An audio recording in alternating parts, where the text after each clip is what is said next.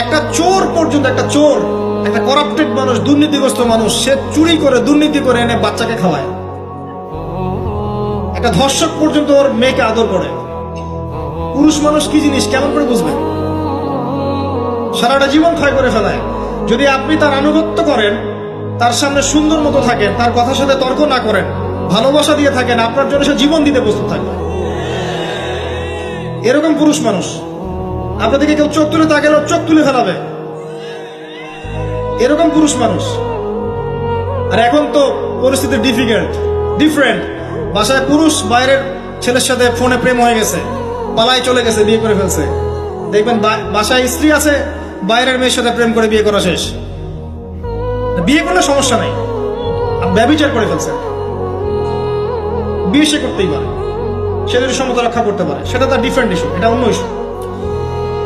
তো স্বামীর আনুগত্য আপনাকে কিভাবে বুঝাবো? এটা দাসত্ব নয়।